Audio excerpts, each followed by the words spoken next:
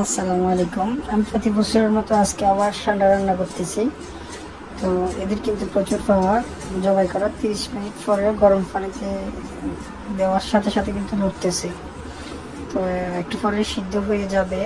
এরপর উপরে চামড়াগুলো ফ্রেশ করবো।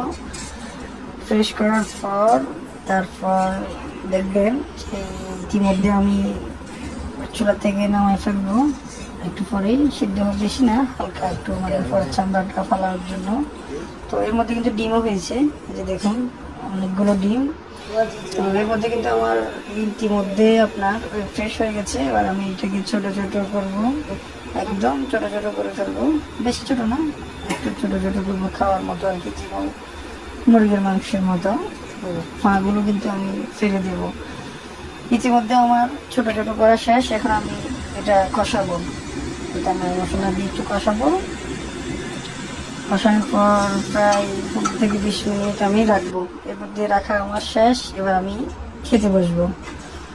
অলরেডি আমি খাচ্ছি। এই যে রান্নার পর কালার এরকম আসছে।